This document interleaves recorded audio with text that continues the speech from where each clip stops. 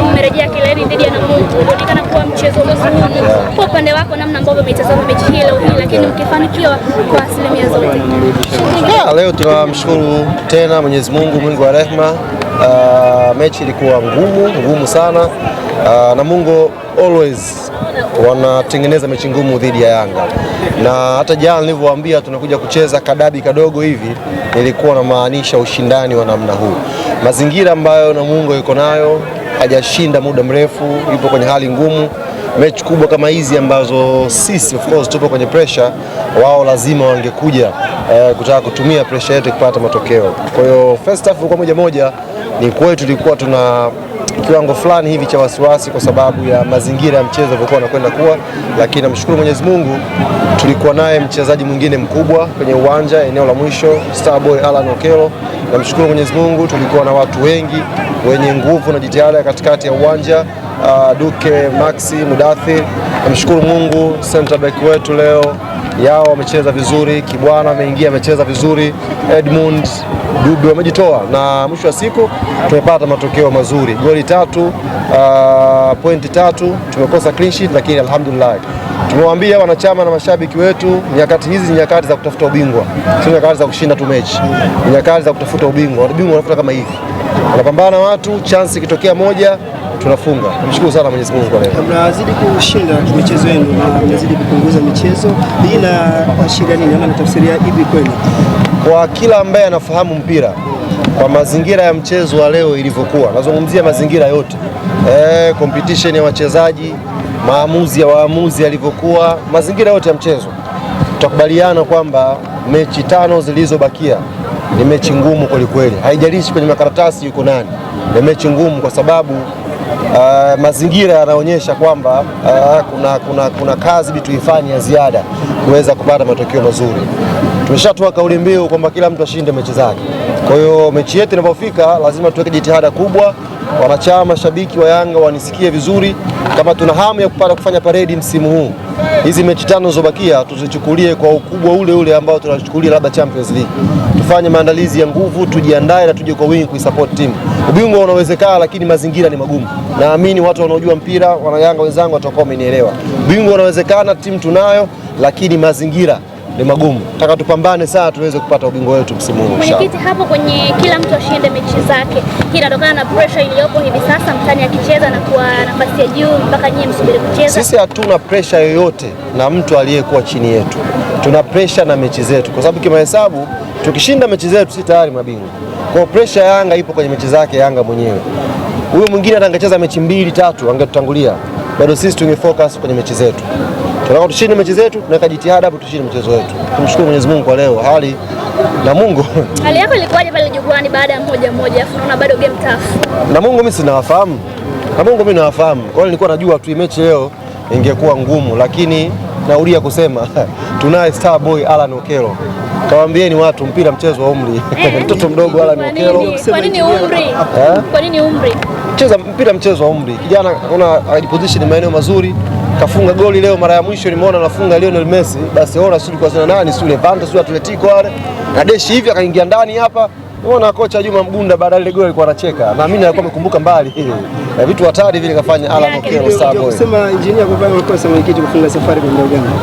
Anawafanyagi makosa. Signing unajua zinatokea. Sometimes unaweza ukafanya signing based on mapendekezo. Na ishazungumza sana, lakini nyinyi mnaifanya kuwa kwenye upande wa kama tunajitetea hivi. No, sometimes kiongozi unafanya maamuzi based on sometimes ushauri wa benchi la ufundi. Kuna mwalimu atakupa mchezaji na inabidi utoe nafasi kwa walimu, na hata mimi wakati naalia kwamba uongozi, na hiyo sio jambo jipya, hata Ulaya wanafanya hivyo.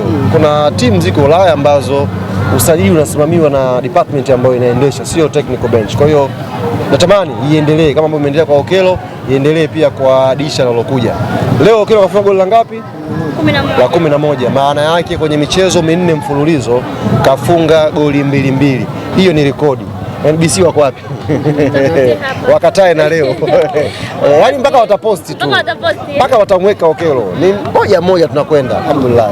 Semaji hapo kwa Okello amekuwa na mfululizo wa kufunga goli 2 kwenye michezo 4 iliyopita. Mpaka hivi sasa kwenye ligi hakuna hat-trick. Unamuona yeye akija kuweka rekodi ya mchezaji wa kwanza kwenye michezo iliyosalia. Lakini pia juzi nilimuuliza akasema anatamani na yeye pia kuwa mmoja wa wachezaji ambao pengine atakuwa wa kwanza kwenye ligi msimu huu. Lakini kipaumbele cha timu ni muhimu sana. Ndio maana ukifuatilia mara zote Okello akishafunga goli la pili, benchi la ufundi wala linamtoa. Kwa sababu hatuchezi kwa ajili ya mchezaji mmoja, tunacheza kwa ajili ya timu. Kashasaidia timu, tumeshapata matokeo, ni nafasi ya kuwapa wengine wenye energy mpya kuja kuisaidia timu. Kwa hiyo hat-trick ikija itakuja tu yenyewe. Lakini sio kwamba Yanga tutaipanga leo tukapata hat-trick. Namshukuru Mwenyezi Mungu sana. Naendelea kufananishwa pengine. Yes, Pacome nilitoa taarifa yake, nafikiri kama nakumbuka, alipata jeraha mechi na JKT tena. Na mechi iliyofuatia hapa na mechi iliyopita tucheza nao hapa. Shasahau Singida, yes, akacheza tu kipindi cha kwanza, amepata uvimbe hapa sehemu ya juu ya goti. Amepata uvimbe. Kwa hiyo benchi la ufundi limeangalia riski ambazo zipo, wakaona apumzike, na hivi tuna break hapa ya wiki 2, kwa naamini inshallah atarejea akiwa fit kwenye michezo inayofuatia. Kulikuwa na mvutano ule watu 18 kwa Okello nyuma ya Faisal Feito. Unaona nafasi yake ya kuwa MVP?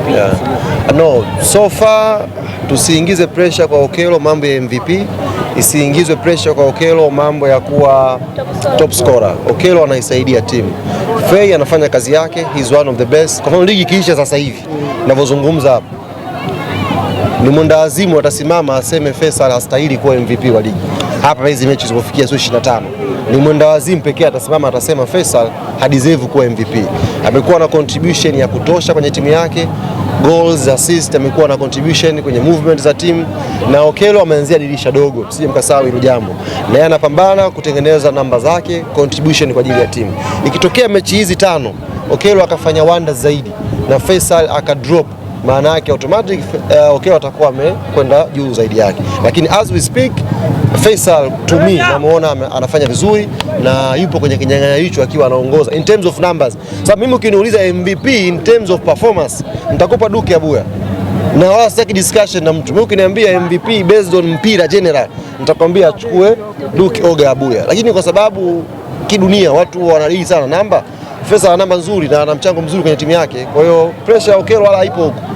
Akichukua Faisal alhamdulillah, Okello anatakuwa aisaidie Yanga ichukue ubingwa. Basi uendelee kumfananisha, pengine yeye alidrop kwenye Okello karudi mara 2 mfululizo.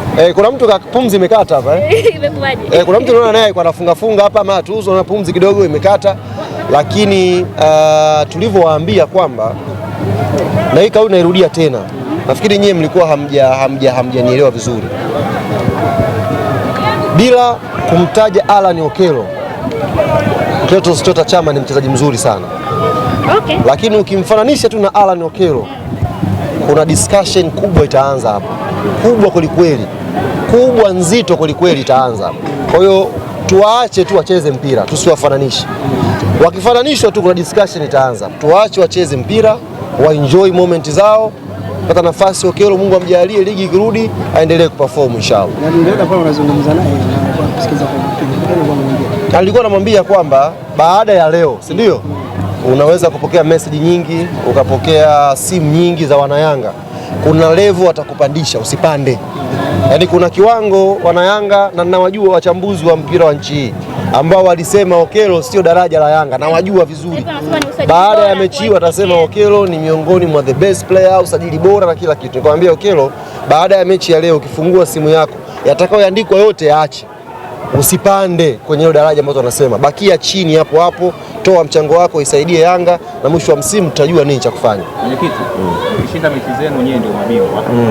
Lakini unaona kwamba kuanza kwa mpinzani wenu kwenye baadhi ya mechi unaongeza pressure inapofika mechi yenu, japo msimu uliopita pia kuna tofauti ndogo, lakini msimu huu tofauti. Unajua hizi mechi za sisi kuanza wao kuanza ni based on ratiba.